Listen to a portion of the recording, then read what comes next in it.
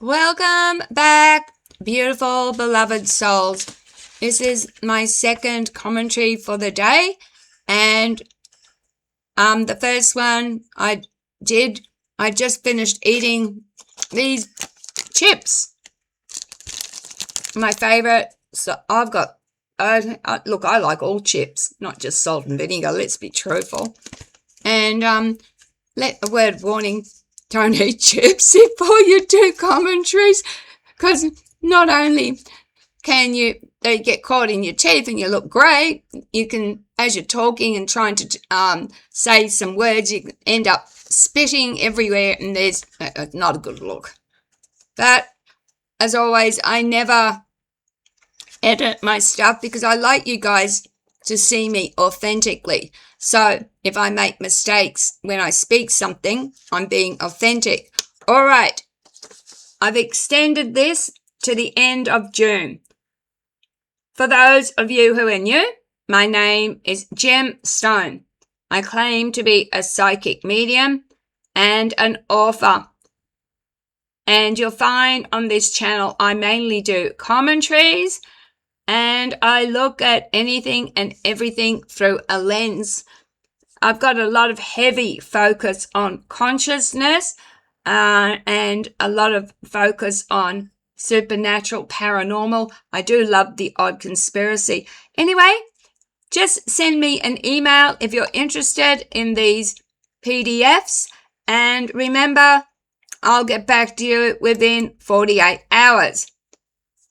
All right. I'm just finished uploading how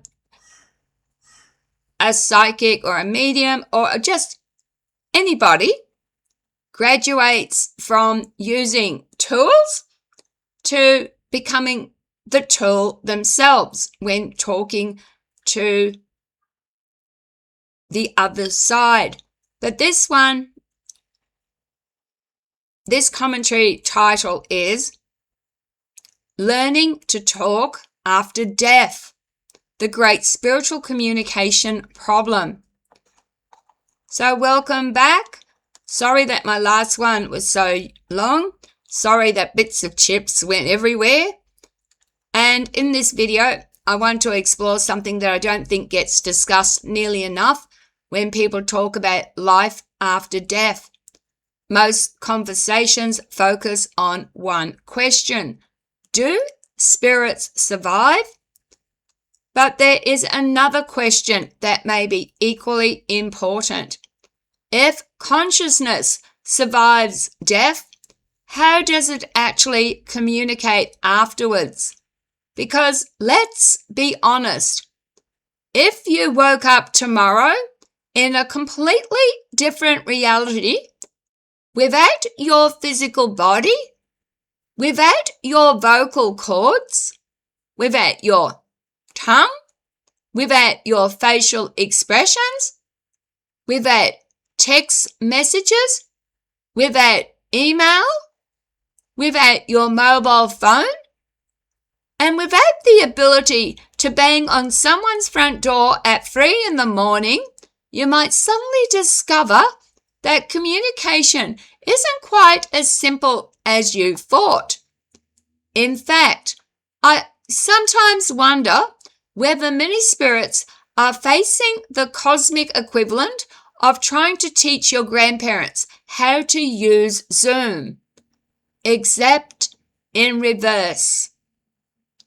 The newly deceased may be trying to figure out how to communicate with the living using an entirely different operating system, and the living are often sitting here interpreting every random flickering light bulb as a direct message from beyond.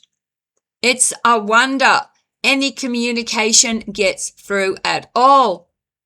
Imagine for a moment that consciousness survives death. For decades, you've communicated in a very specific way.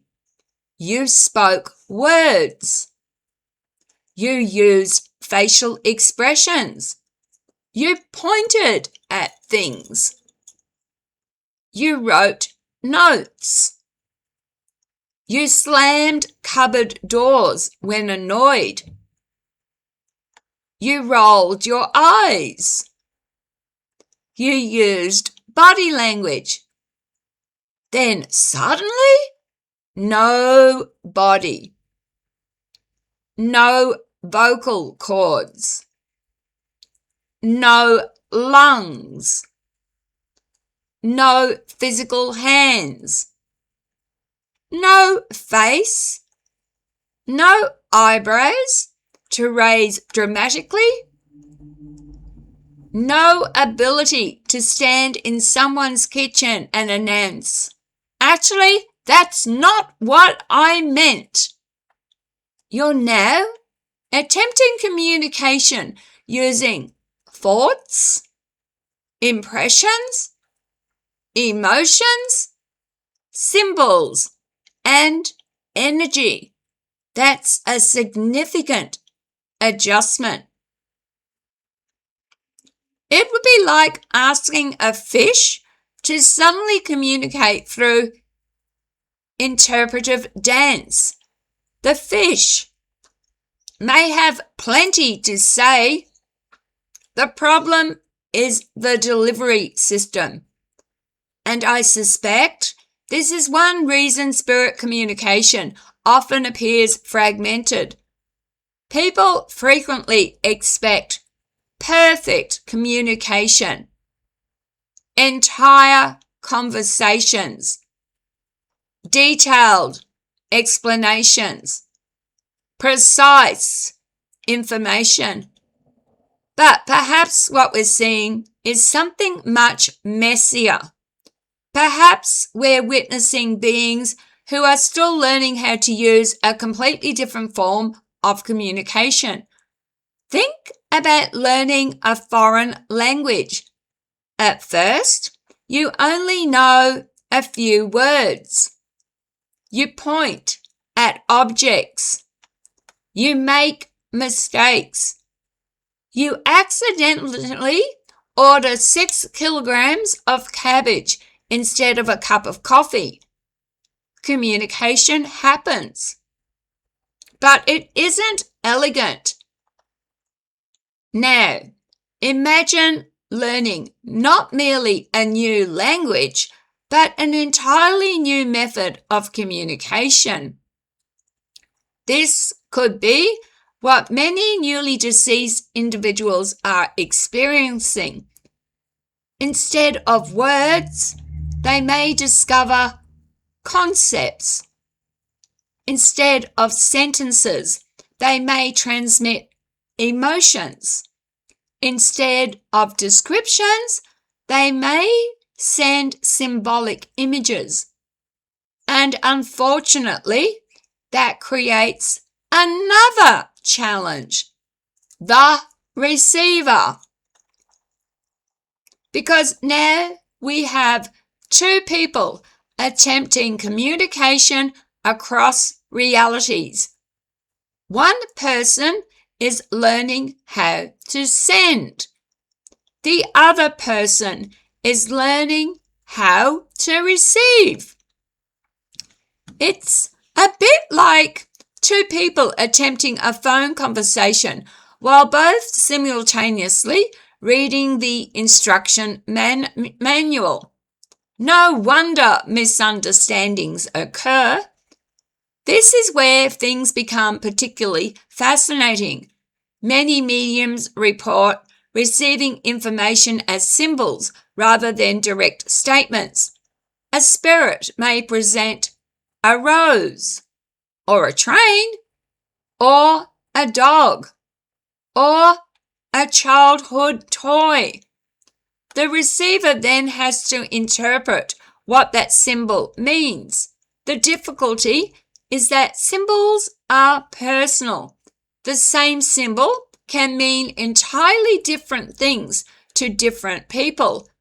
A dog could mean loyalty, protection, a beloved pet, a profession, a memory, a nickname, or a Absolutely nothing at all. The spirit thinks I've sent the perfect symbol. The medium thinks I have absolutely no idea what that means. Meanwhile, the spirit is likely standing somewhere in the afterlife yelling, "The dog! The dog! How are you not getting the dog?" Communication, it seems, remains complicated even after death. Sorry for yelling, but I was trying to get the impression across that the spirit is right in your face yelling and you're not getting it. Now, we need to discuss something that many people don't like talking about. Deception. Because if spirit communication exists, then we cannot automatically assume every communicating intelligence is exactly who it claims to be. This is not intended to create fear. It's simply common sense. We apply this principle in ordinary life. If somebody phones claiming to be your bank, you don't immediately hand over your passwords. You verify. If someone sends an email claiming to be a government agency, you verify. If someone knocks on your door claiming to be your cousin's dentist accountant, you'd probably verify. Yet, oddly, when it comes to spirit communication, many people abandon verification entirely. A name appears. An impression arrives. A message is received. And suddenly, it's accepted as absolute truth? But why should communication beyond death be exempt from critical thinking? If there are genuine spirits attempting communication, there may also be mistaken identities, misunderstandings, projections from our own subconscious, or perhaps other intelligences presenting themselves in misleading ways. The safest approach is not fear. It's discernment. Now, before I continue, how many times in how many videos have I talked about discernment, skepticism, questioning everything, even me? So, the safest approach is not fear, it's discernment, a healthy balance of openness and caution. Just because a communicator claims to be somebody doesn't necessarily mean they are. And even if they are exactly who they claim to be, the information they provide can still be incomplete, symbolic, or misunderstood. Verification remains important. Now, let's make this even more complicated. Animals. Because when discussing spirit communication, people often focus entirely on humans. But what if animals survive physical death too?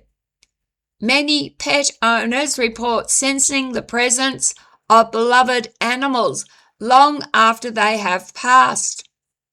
A familiar weight on the bed. The sound of paws.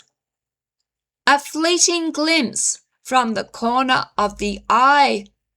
A feeling that a beloved companion is still nearby. If these experiences represent genuine contact, then we encounter an entirely different communication challenge. Because unlike human spirits, animals may never have used human language in the first place. Imagine being a dog attempting to communicate with a human medium. The dog doesn't think, "Please tell Susan I remain conscious and continue to observe her from a non-physical dimension." The dog thinks, "Ball," or perhaps "food," or "squirrel." The communication style may be very different, and translation becomes enormously difficult. Imagine a dog spirit trying desperately to convey love, companionship, excitement, and loyalty. The human receiver may interpret only fragments: a feeling of happiness, a memory of running, an image of a park, a tennis ball. The spirit dog thinks it has delivered an emotional masterpiece.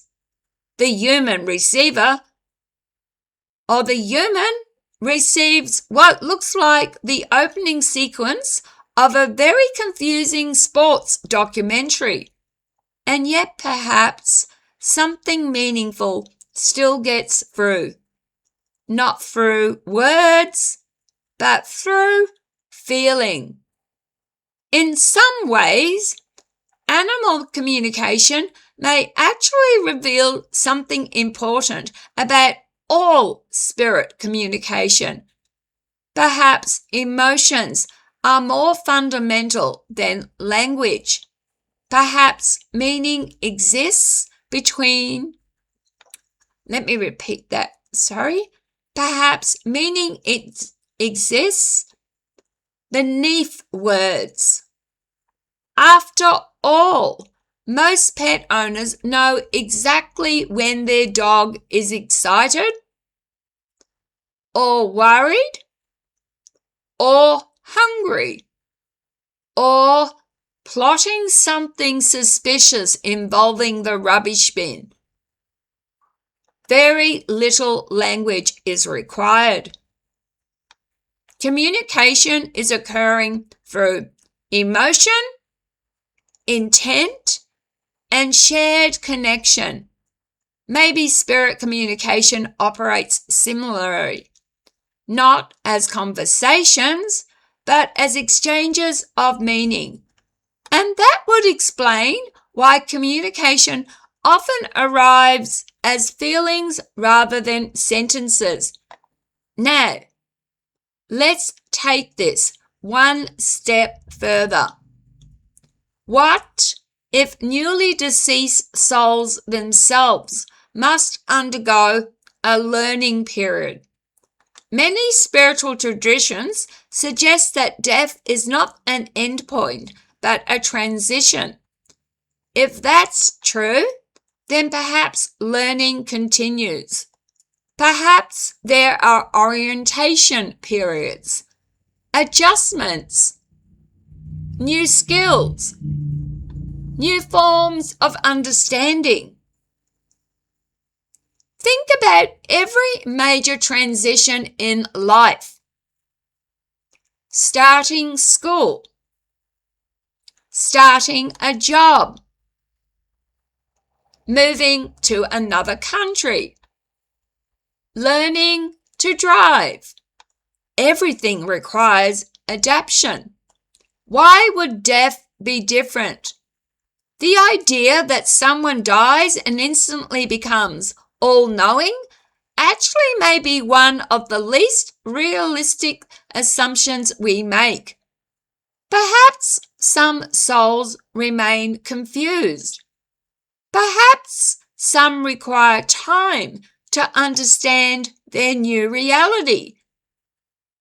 Perhaps some become excellent communicators while others struggle.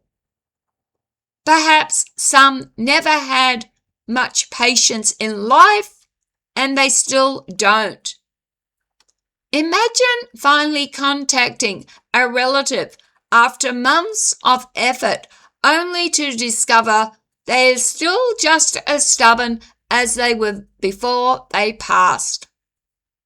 Some things may transcend dimensions. But here's what I find encouraging.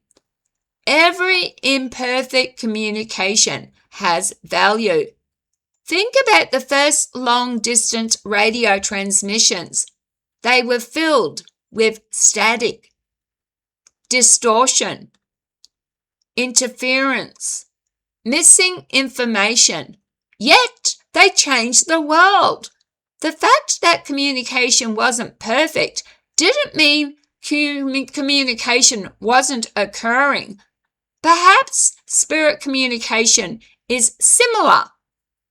Not flawless, not always reliable, not always clear, but potentially meaningful. The challenge is learning how to approach it wisely, remaining open without becoming gullible, remaining skeptical without becoming close-minded, understanding that every communication passes through filters, the sender's filters, the receiver's filters, the symbolic language of consciousness itself. And perhaps that's why patience matters, because communication across dimensions may be less like making a phone call and more like translating a poem through three different languages while standing in a thunderstorm. Sometimes the miracle isn't that the message is imperfect. The miracle is that any part of the message arrives at all. So, the next time you hear someone confidently declare that spirits should communicate clearly if they truly exist, remember this. Most of us struggle to communicate effectively with people sitting in the same room. I have a lot of trouble with my commentaries. How many times do I say the words wrong and have to say, sorry guys, or like I've just eaten chips and spit chips everywhere. And we've all sent text messages that were misunderstood. We've all explained something badly. We've all interpreted things incorrectly. Human communication is already messy. Add another dimension, remove the physical body, introduce symbolic thinking, emotional transmission, animal consciousness, possible deception, and entirely new methods of perception. And suddenly, even a simple hello becomes an extraordinary achievement. Perhaps the afterlife isn't filled with perfect communicators. Perhaps it's filled with learners, souls adapting to a new reality, trying to master a language beyond words. And perhaps we're learners too, trying to remember how to listen. Thank you again for joining me. I'd love to read your thoughts in the comments. Keep them respectful. If only the world was more respectful, less judgmental, more tolerant, what a better place it would be. And here's questions for you. Do you think spirits need time to learn how to communicate after death? Have you ever felt that a message became distorted through symbolism? And what about animal spirits? Could our beloved pets still be attempting communication only for us to be translating unconditional love as tennis ball? Until next time, stay curious, stay grounded. And if a spirit dog contacts you with an urgent message involving squirrels, please let me know. We may be finally on the verge of a breakthrough. Thank you again for watching. Again, I'll show you this. Please be kind to each other. Smile at a stranger. You might save someone's life. And it costs nothing to be nice. Take care of yourselves. Remember this is free, guys. Take care of yourselves. Love, light, and blessings. And yeah, we were just talking about communication. Try communicating after you've eaten chips. Bye. Enjoy the rest of your weekend.